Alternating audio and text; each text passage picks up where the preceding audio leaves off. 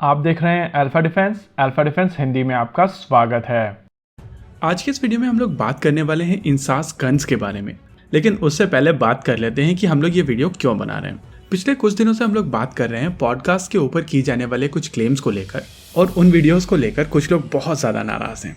इन्हीं में से एक साहब की तरफ से हम लोगों को एक क्लिपिंग भेजी गई थी जहाँ पर मेजर गौरव आर्या इंसास गन्स के बारे में बात कर रहे हैं, और इन साहब की तरफ से कहा गया है कि अगर हिम्मत है तो मेजर गौरव आर्या को एक्सपोज करके दिखाइए।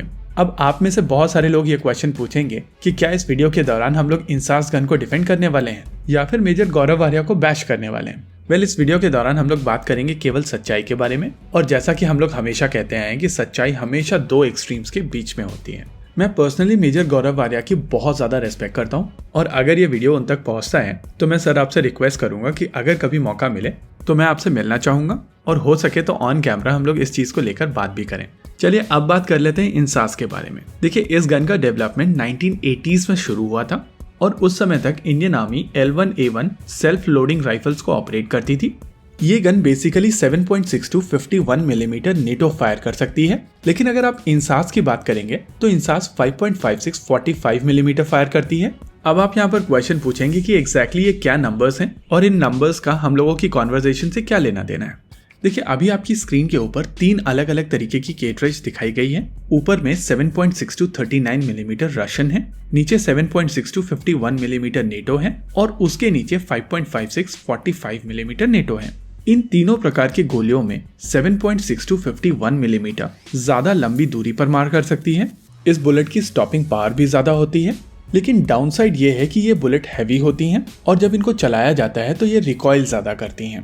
इनकी तुलना में 5.56 45 मिलीमीटर ज्यादा हल्की होती हैं, ये रिकॉइल कम करती हैं, लेकिन नेचुरली इनकी स्टॉपिंग पावर कम होती है। इसके अलावा इनकी इफेक्टिव रेंज भी उतनी ही कम होती है। वहीं अगर बात की जाए 7.6 to 39 मिलीमीटर रशियन की, तो इसकी परफॉर्मेंस इन दोनों बुलेट्स के बीच में होती है, यानी कि इसका रिकॉइल 7.6 to 51 मिलीमीटर से कम होता है, लेकिन 5.56 45 से ज्यादा होता है। उसी हिसाब से इसकी रेंज भी 7.6 to 51 मिलीमीटर से कम होती है, लेकिन 5.56 से ज्यादा होती है।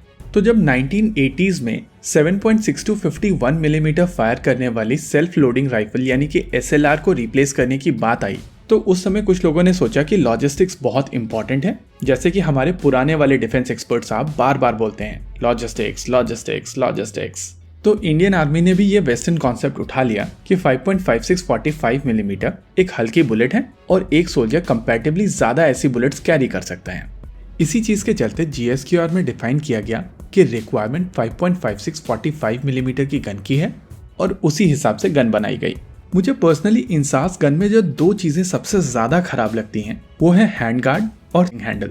और आपको पता है कि ये डिजाइन ऐसा क्यों रखा गया है? GSQR में एक और रिक्वायरमेंट थी जहां पर गन को ड्रिल फ्रेंडली होना था, यानी कि परेड में ये गन अच्छा साउंड करे। इस वजह से इस तरीके का हैंडल और ये बड़ा सा हैंड गार्ड दिया गया है। अब यहाँ पर इस गन की डिजाइन DRDO की तरफ से बनाई गई थी, और मैन्युफैक्चरिंग के लिए इसको ऑर्डिनेंस फैक्ट्री बोर्ड को दे दिया गया। अब जिस तरीके का quality assurance ordnance factory board का है, उसको इंट्रोडक्शन की आवश्यकता तो है नहीं, तो नेचुरली आप सभी लोग रिजल्ट्स गेस कर चुके होंगे, और उन्हीं एक्सपेक्टेड लाइंस पर आगे चलकर इस गन के साथ में इश्यूज आए थे।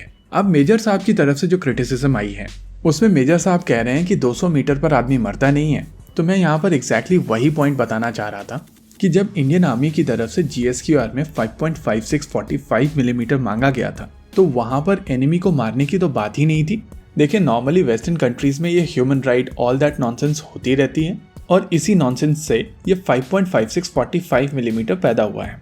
इस एमओ का पॉइंट ये है कि अगर एनिमी को एक 5.56 45 मिलीमीटर का राउंड लगता है तो वो जमीन पर गिर जाता है, और उसको एक्शन एरिया से बाहर ले जाने के लिए एक और सोल्जर वहां पर बाहर चला जाता है। और लॉजिस्टिक्स वाला पॉइंट तो है ही कि 5.56 एक सोल्जर ज्यादा नंबर में कैरी कर सकता है, क्योंकि ये राउंड हल्के होते हैं।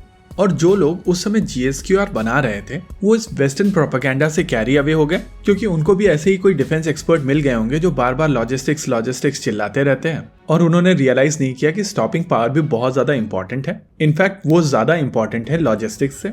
होप इन सारे फैक्ट्स के बाद में आपको एक चीज समझ में आ गई होगी कि एग्जैक्टली इंसास के साथ में हुआ क्या था। अब रही बात फ्यूचर की, तो इंडियन आर्मी AK-203 अक्वायर कर रही है, जो बेसिकली दोनों ही चीज में बीच की परफॉर्मेंस प्रोवाइड करती है, लॉजिस्टिकली भी और स्टॉपिंग पावर वाले एंगल से भी।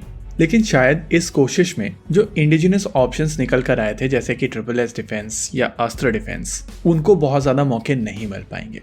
इसी के साथ आज के इस वीडियो में रखते हैं केवल इतना ही। वीडियो को अंत तक देखने के लिए धन्यवाद। देखते रहिए alpha defence. By the way, major साहब को इस वीडियो के साथ में ज़रूर टैग कीजिएगा।